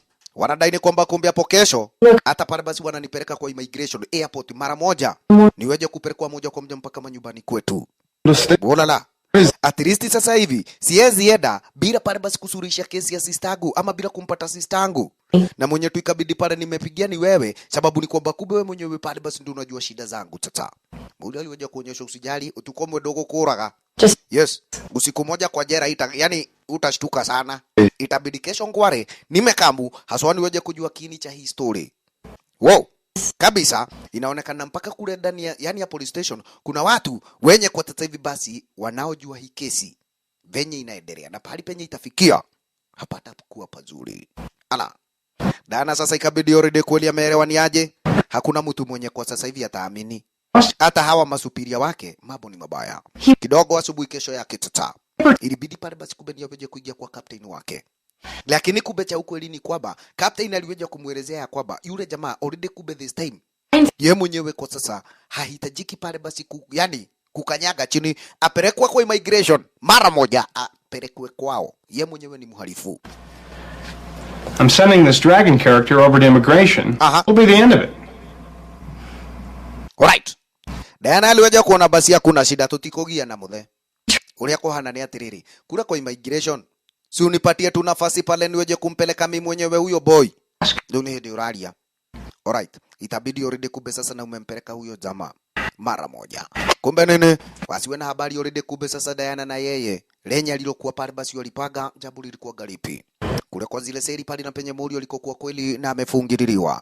Mara moja kumbe sasa wa mami hapa ni kuja kupatia na kile kijibarua aweje kupatiwa ruhusa sasa pale basi la kuja yani ruhusa ya kumpeleka jamaa moja kwa moja ni mpaka upande wa pili pale basi kwa airport Morio. Baada ya masaa kadhaa aweje kujipata kwa aeroplane ya kwao sasa akielekea nyumbani. Imagine modorome hatirio doge na hakuna shortcut pole sana. Itabidi already kumbe sasa hivi mimi mwenyewe pale basi ndio nimekupeleka mpaka kwa airport brother. Imagine. Thought that you'd rather have me take you to na nimeomba ama pale kumbe sasa hata imebidi pale basi nimemsihi mdosi sana ndio mimi mwenyewe personally nikupeleke badala pale uweje kupelekwa na watu wengine kama ilivyo ada kama ilivyo sheria safi pigu lazima wewe mwenyewe already ni muhuni. Imagine bwana mimi mshukiwa Alright. Lakini ndani yake Diana pale yuelewani aje. Humori wamesaidiana sana. Na cha ukweli ni kwamba kumbe Beste mwenyewe hafai pale basi kuja kurudi kwao bila kuja kuwa na habari sistake na yuko wapi. Ndiramenya ule gwika na wewe. Sijui ndafanya nini na wewe. Lakini sababu ni kwamba kumbe already kesi yenyewe inaonekana kuna mtu mwingine mwenye tunashughulika na yeye. Itabidi already pale basi nimepigia simu mtu mmoja tu maishani mwangu. Ala. Kabisa maskini hapa kumbe Diana amechanganyikiwa kabisa. Baba mimi already kumbe this time yashindwa ni aje. Kutotii sheria jua yeye mwenyewe ni karau. Hata maskini pale basi kweli anaweza jipata tambani mara moja. Ilibidi pale basi kumbe na aje kupiga simu moja kwa moja mpaka kwa budake na akaja kumuonyesha ni kwamba kumbe mzai. Mimi lazima pale basi tuje kupatana na wewe. Aha. Kanoro Michaels. Mzee alikuwa pale karau kwa miaka 32. 32 years. Na haswa sasa anajua vizuri already kumbe kike pale basi akaja kupata kumuhoji mawaidha pale babake. Right. Itabidi amejua la kufanya. Baadaye ilibidi pale basi na wamepata na area zenyewe hizi. Letting him go? Yeah. Ati ulogo kurenda kurekereria mwiko wirwo. Kumwachilia Dragon already kumbe sasa. Unajua ni kwamba kumbe tu huwezi ukakosa kazi yako. Itabidi pale basi mpaka umefungwa. Lakini kike ndani yake pale kweli yuna hisia. Na yuaelewa vizuri already kumbe sasa Dragon hajafanya mbaya. Yani hajafanya mbaya. Lile jambo yuwafanya mbaya ni magaidi pale wanashirikiana na makarau. Sana sana pale basi kumbe ni kumfinyiria Beste. Yes, asije pale kabla kuendelesha kesi ya kumsakanya sistake. Hii ni mbaya. Alright. Ilibidi mzai pale kumbe kwa sasa hivi at least anajua kumpatia mawaidha kabinti. Jua ni kwamba vile vile already mzee mwenyewe pale na yuasinywa sana. Na ile kesi venye iliweja kuwekwa pending. Yes, ya sistake Diana. Eti ya kwamba kumbe Kairetu aliweja kukufa kwa overdose. Maskini. Na ile kesi ni sawiana yenye kumbe kwa sasa hivi already kike mwenyewe pale bado na yuazidi kuipeleleza. Kwa hivyo akamalizia hii kesi. Labda mwisho wa mambo atakuja kujua nini chenye kilichoja kutendeka haswa kwa sistake mpendwa. Ala. What your head will say. Just give me the good stuff. Yes. Mudhe, hebu nipatia yale mawaidha yenye yanahitajika tafadhali. Aha. Budalo jo kumuonyesha elewani aje. Hata mimi mwenyewe nilikuwa na shida exactly sawa na yenye uko nayo. Sababu kumbe sasa hivi nilikuwa na jua la kufanya. Lakini masupiria wangu walikuwa wananikalia tisa nuge. Sijasema uvuje sheria. Lakini nakwambia vizuri sasa hivi manze. Ndio ukimwachilia huyu jamaa na wewe ni uweje kuhakikisha ya kwamba mshaveja kufikia kiini cha haya maneno yakiwa yote. Right. Naelewa ni kwamba kumbe sasa hivi watakuwa wanted wao wawili. Already Kairetu alikuwa pale yu ataka pahali pa kuishi. Kaweja kuelezewa ni babake usijali. Kuna huyu boy rafiki yangu, jamaa aliyekuwa pale basi yojulikana jina Nesh, mwenye kumbe kwa sasa hivi ataweja kuwapatia pale pa kutulia wenzetu kwa muda angalau pale basi wa siku kadhaa mpaka already na wao ni waweje kumalizia hii kesi. Right. Wish to God I had. I'm gonna need a place to lay low for a while. I'll give Jules a call. Your old informant? He still owes me a few favors. Aha. He's got this room in his place. Alright. I spent Safi. Nitaja kukupatia address moja kwa moja muweje kuingia pale. Lakini kweli ni kwamba kumbe sasa Diana, pahali na penye kumbe this time kesi imefika, lazima uweje kutafuta ukweli wa mambo. Sababu usipoja kutafuta we mwenyewe pale na huyu jamaa wako na jina Dragon nyinyi wawili mko tambani tayari. Alright basi Kairetu alichomoka hapa buda na yakaja kuachwa shigo upande. Lakini sababu ni binti lazima pale basi aweje kumpatia ile support yote atakapoweza. Asanta. Moja kwa moja kama mimi pale na aweje kupata kurudi mpaka upande wa pili pale kwa Dinga tata. Aha. Akiwana nia mzuri ya kwamba kumbe this time atajapata kumwachilia Dragon. Uli unaenda yeye amefura hapa. Aha. Wajeshiri ya teto tutikira wajoherelia Sterling. Hapana na kuachilia. Sasa sisi wote wawili tutakuwa watoro. Cha ukweli ni kwamba kumbe sasa hivi mwanaume umefanya hata mimi mwenyewe pale ni kueta habani sababu ni kwamba kumbe already life yangu tayari sasa hivi ni kibabwa itabaki pale basi nimetiwa pingu. Right. Moja kwa moja kubeni mpaka manyumbani mwake Nesh. Nemuoka. Kweli niakojirete ndemuroka budako alikuwa ananiambia already pale mnakuja. Kumbe huyu naye alikuwa ka uniforma. Rorote libaya likiendelea upande wa pili pale mtaani. Yes, mushene yote already kaharana jina Nesh anakuaga pale nayo. Asante sana. Bahati mzuri ni kwamba kumbe already pale basi alikuwa gayua mjua babake Diana, na already kweli akija kupata kumsaidia Diana hapa atakuwa kumbe this time pale basi kweli amewasaidia wote na kupata kusuluhisha hii kesi haraka iwezekanavyo. Safi kabisa. Ilibidi already kumbe sasa wamedunda upande wa pili pale sasa jikoni. Muzaya already kumbe sasa panaveje kuulizia exactly hii kesi ni kesi aina gani yenye mnadiru nayo. Wololo yoyae kabisa. Kumbe tata una habari vipi?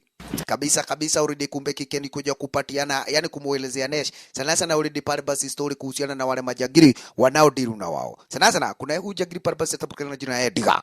She's missing. Aha. Sistake huyu jamaa pale amego missing. Na mimi bado niko na kesi ingine already kweli kwa msichana pale basi aliyoja kuangamizwa na yaonekana walikuwaga ni marafiki. I experienced that when people encounter the violence of the world, they either fight it, join it, or ignore it. Surprisingly, many of your fellow officers have become jaded. They've chosen to turn a blind eye to it. I've chosen to fight it. Of course you have. Tell me more. We're looking for some more information on a man named Edgar Dante. Ateke. Wasikia namna gani tunamuhitaji pale faram fulani pale atabukana na jina Edgar Dante? Wacha kaharana jua we. Huko hede gwada mukwada demo igatetiregi. Edgar Dante is a very dangerous man. Exactly. Edgar Dante is a very dangerous man. Huyo si tucheke. Ni akikupata urede kube unampeleleza kichwa unakatwa mara moja. Anakutumia mashinari unafiatuliwa risasi. Yes. Anakulagara club pale fulani na julikana pale basi na jina Infano. Na hizi tosho urede kube ile club yenyewe si yake.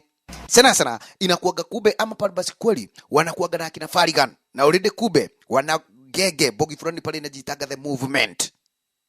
Aha. Kamza na kuambia kumbe anajua mambo. Na tayari sasa hivi already kweli Diana aliweza kumuonyesha tumetumwa hapa na budagu sababu anajua already wewe mwenyewe ndio ungetusaidia. Ndimutaithia nie na nie ndigwa thina ini. Munataka ni dediswe nini?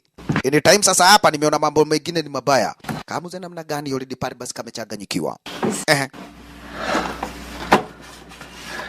You two really want to get me killed. Yes, mnataka kufanya ni mado Cheni mchezo. But from this point forward, I owe your father nothing. Right, from this point forward, I owe your father nothing. Edgar Dante owns a club called the Inferno.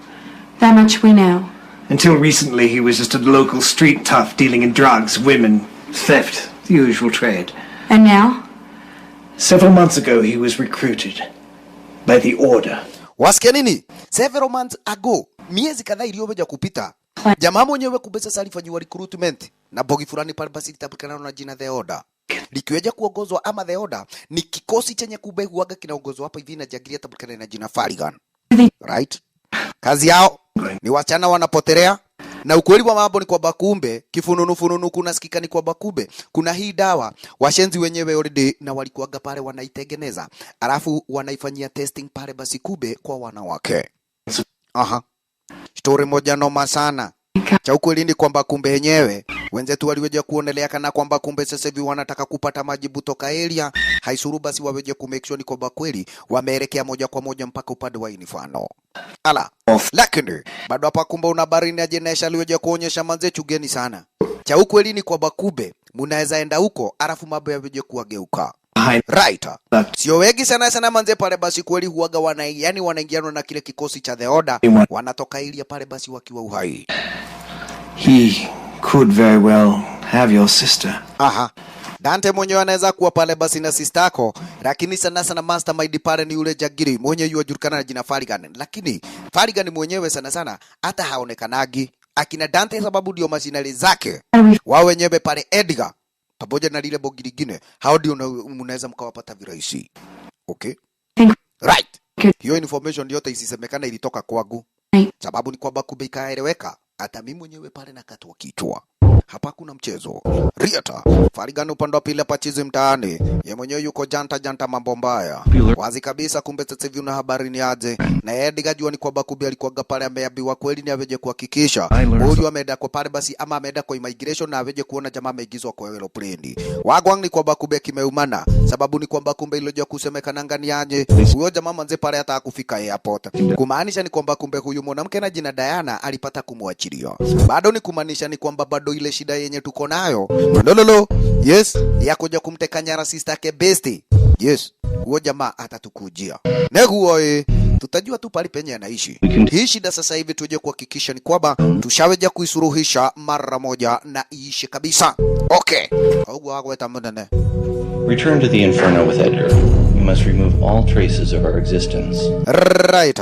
Kabisa kumbe jangiri alojua kumuonyesha uona habari namna gani. Yes, pamoja na hawa wanawake.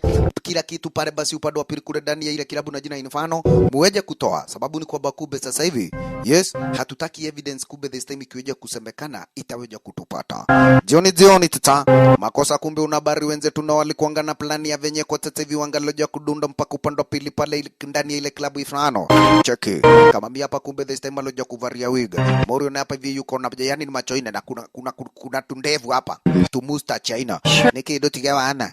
Yani kisha na maana hiyo manze pale uweje kuingalia hivyo. Sababu ni kwamba kumbe sasa mafara hawataje kujua wewe ni nani. Asanti. Alright. Zaidi ya hapo tukiingia itakuwaje? Sababu ni kwamba kumbe already ndio tunajua wenye tunadiru na wao. Na hapa kumbe sasa si tucheke. Best aloja kuonyesha wewe mwenyewe kwanza utaja kuingia mbele, ubagaisha alafu kumbe tata na mimi nikija kukambadae. Tutaja kucheki kana kwamba kumbe tata hivi tutaweja kuita wale makara wengine. Kama ni kazi ya watu wawili, mara moja urede kumbe tata hiyo manzi pale basi job tunaifanyia haraka, tunaishughulikia haraka upesi. Neguo yeni. Aha. And the official report said it was an overdose. Wololo. Maskini pale kiki akioja kusema ni aje. Hii kesi unacheki venye niko serious kwa sababu yake. Ni sababu ya sistagu venye alimadoa. Aha. Doka make. Hii story yote pale basi tuta make sure ni kwamba imeisha leo hii. It's gotta prove it. You want one of these? I don't like guns. I'd really feel better if you had one, Dragon. Gafra. Nani huyo tena? Maskini. Kidogo washaweja kuelewa ni aje. Kimeumana. Erewani wale mashinare nikakwambia wenye wamepatiwa kibarua mwagamiza Morio. Gafra maskini pale walioja kumpata Kamze Nesh. Ameniusiamini Kamze mwenyewe ni maiti. Woi. Story kumaanisha ni kwamba kumbe already hapa ni kubaya. Makosa. Mwanaume naye kumbe tata pale basi nyemelea. Kuja kuelewa yule yani yule kaidi na mwenyewe yuko side gani. Cheki. Mafara nao walikuwaga pale na zao purani. Kuja kama wamezima stima pia. Aha. Mwanaume. Maskini Mr. Dragon. Chunga hapa nikakwambia kumbe hakuna cha mchezo. Wacha. Riet. Hawa si wenye kumbe sasa hivi wanga wanakutakia mazuri. Kagua. Morio namna gani? Mdogo ridi pale basi kumbe ni kuja kuwadia area. Aha. Gafura. Mashino kumbe yuko hapa. Mashina leni wake yule jagila jina nani? Farigan. Lakini alaja kupata Morio maskini pale kumbe tatame jump. Katambe.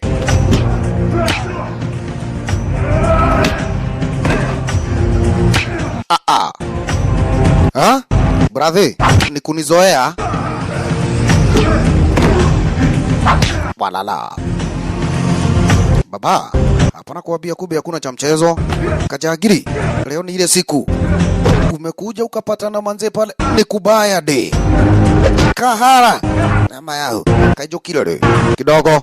Diana kufika hili alipata ni aje. Kita na wakati kamjiga kana shughulikiwa. Rorangate. Yes saya. Wila wage dhioge. Nayo. Jobi haraka upesi. Yes. Ya. Noma ni kwamba kumbe already. Pale basi kumbe Nesh ni maiti. Imagine. Already kumbe sasa wenzetu wakawa na habari ni aje. Hapa sasa itakuwa ni ngumu. Sana sababu ni kwamba kumbe hawa jiga manzi.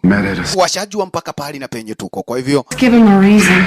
Bora tu ni tuweje kupata kuchukua hatua haraka upesi. Kabura kumbe sasa manzi sisi wenyewe ni tujipate tabani. Alright. Kilabu Inferno.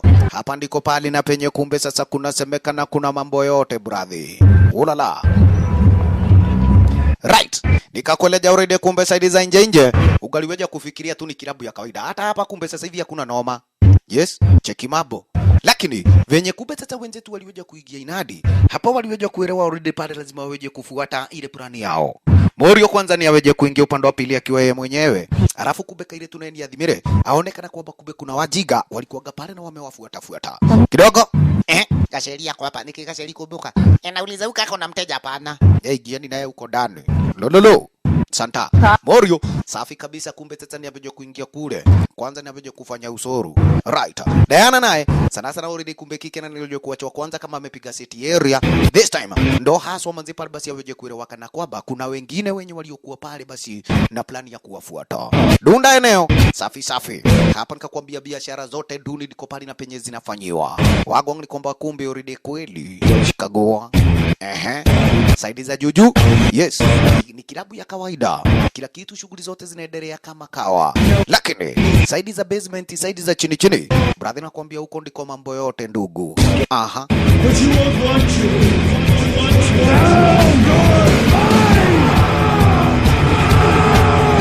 Ololo lala Kagua mwanaume nakwambia kumbe alileta ngwa inadi mdu wakwa wa usijali hapa sasa nakwambia warembo wanakuanga kibao ayo kama zinaye kumbe sababu ni kwamba anajua zile plani zenye zimemleta hapa.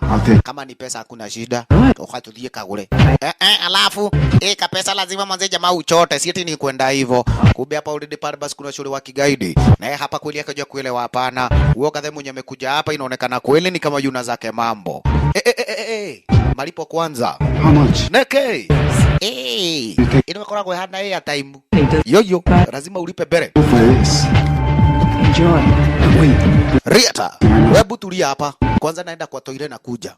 Alright. Aliacha kama amebagaisha kashule. Kisha na maana manze pale basi ni moja kwa moja mpaka ndani.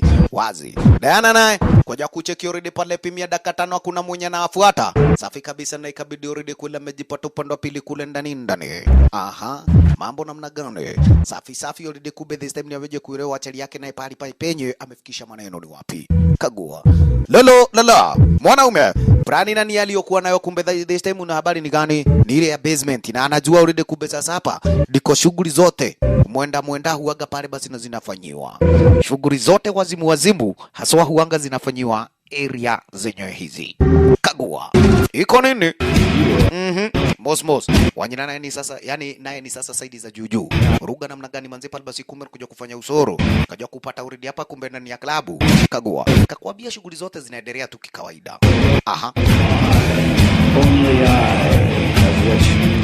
Lala. Yes, kila kitu kiko sawa.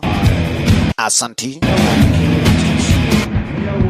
Riet, naye pale kumbe sasa akachukua karodi. Kagua.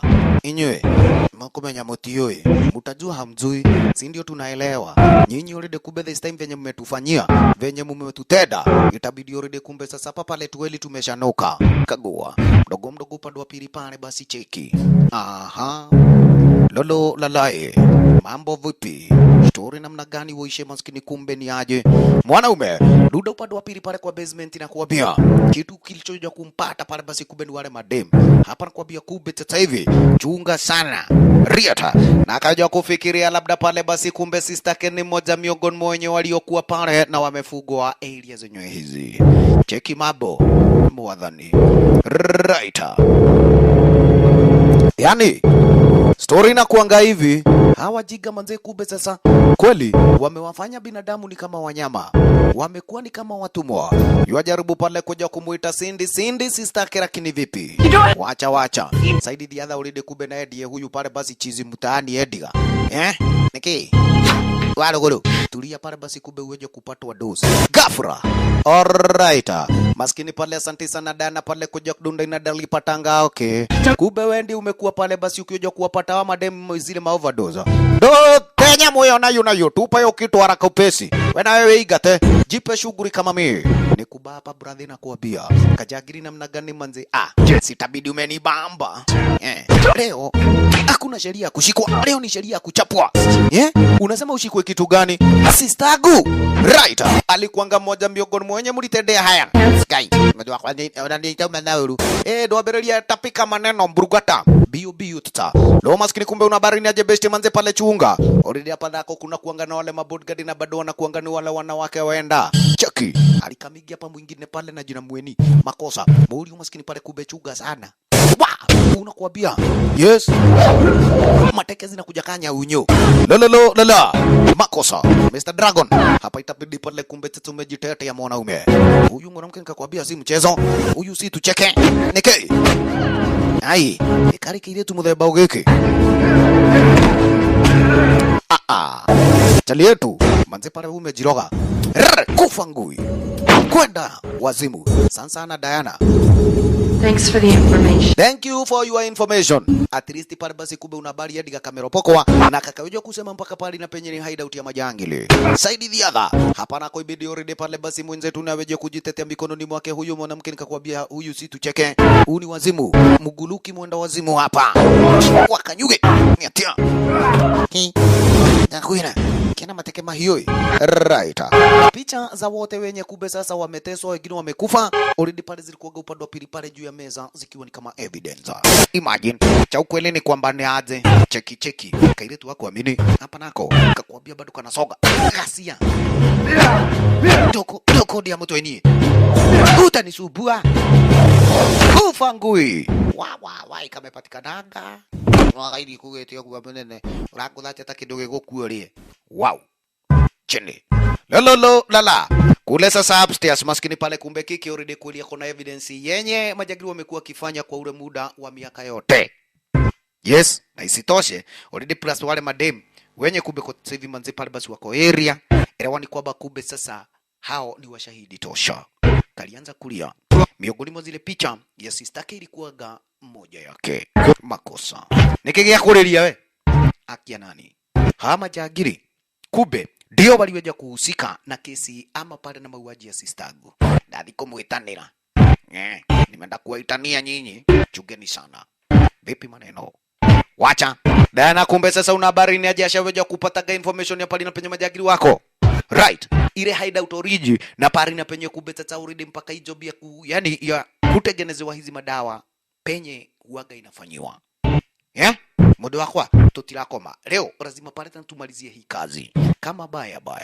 Vipi mambo warehouse lenyewe ndilo hili, hideout ni yake yule kauzi na jina Fargan mujiga, na yasiwe na habari already chenye yani lenye lililojua kupata kutendeka mashinali zake already kumbe sasa hivi maskini pale akina Edgar Dante washanyamazisha agua kidogo leo manzi. Nakwambia kumbe ni aje wenye wanakuja ni wawili, lakini wanakuja na fujo ingine muenda kagua lala hapa si cha tafadhali dugu liwe liwaro mdogo namna gani kagua wina manegoku kani tuwahetia lolo Mr. Dragon haja yake kumbe sasa besti akiwa ni aje, lazima kwanza weje kumpata pale sistake kwa njia moja ama nyingine.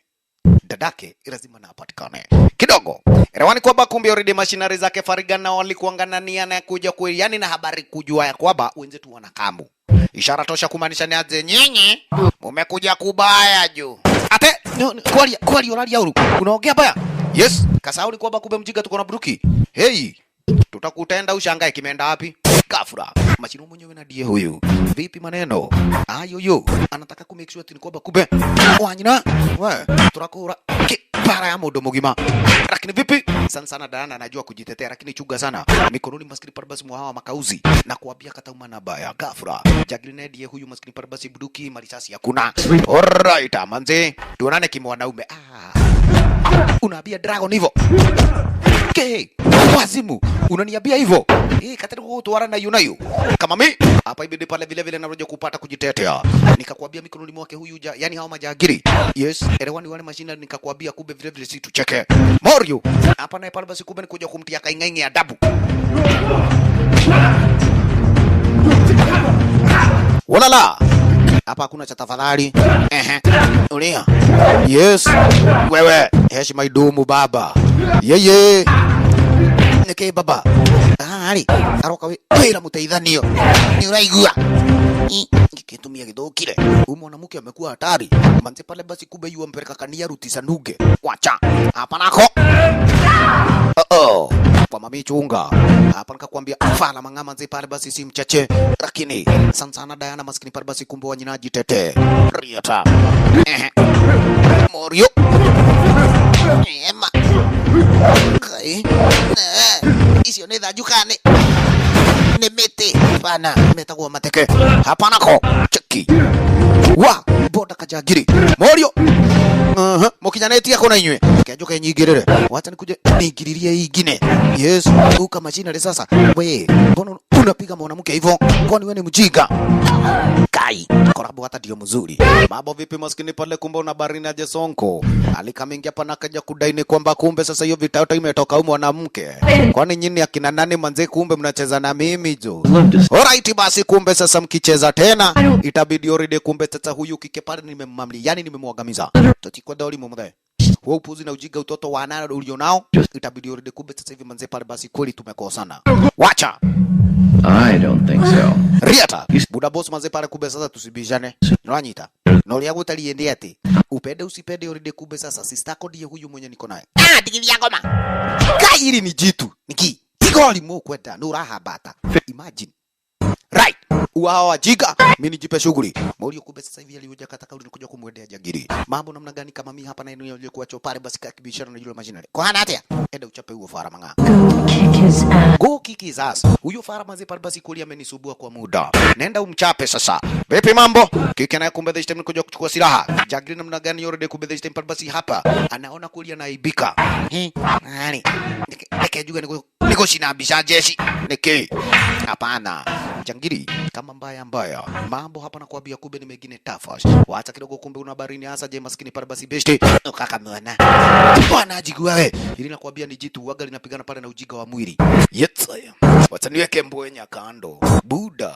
mtaelewa mimi yule MCMC mororo yuyai makosa dragon kama mwana na ile dugate wewe moro yue gato waga unasema eti wewe mwenyewe unajuaga vita walalo hapa hakuna cha tafadhali wacha sarara brother inakuambia ni mbaya ini no mare aha iko nini ndugu kumbe upande wa pili pale kamechacha kameshika wacha ninako Morio ai monake eli atika kuigoma yuka nilikwambia nikikushika yangu inaitagwa githigithanio aka bila mpango system we kama wana karana hauhe dragon aliona hapana ili jitu manzeri imekuwa kitu baya kuliweza itabidi pale kumbe umeunda plani kike sana ndana hii ulia hii na hatutasumbuana chukua pokea wazimu shinda hapa vitu kiulizana nini kura mkebe saitan alright saidi bi ulia gai yeke gitarage thio naku ikari irimo mutheboriku yani nini jitu inagani alipata nini kepindo kuja hapa sasa na kuambia zile visuta katakata haya unanikata pale mapafu buda unanikata chest cheki na kinastunya unastunyia kisu ngoja utajua haujui ya bavu unende abeli yako igua ule hoka hii manze sistunyi huyu kijana ameonekana pale kweli yako nani yako ni mada kijana na uraihorera unajazia nani waya patwa pale ya mokonyo kufa wacha mali umenisubua kwa muda mrefu fara manga lolo jitu maskini pale kube chini vipi mambo yoni ya sistangu yes kucheza na sistangu ni kumaanisha ni kifo oye maskini sindi kairetu ni aje hapa nakwambia kumbe kule kwa ule muda tangu siku na wakati alikoja kutekwa nyara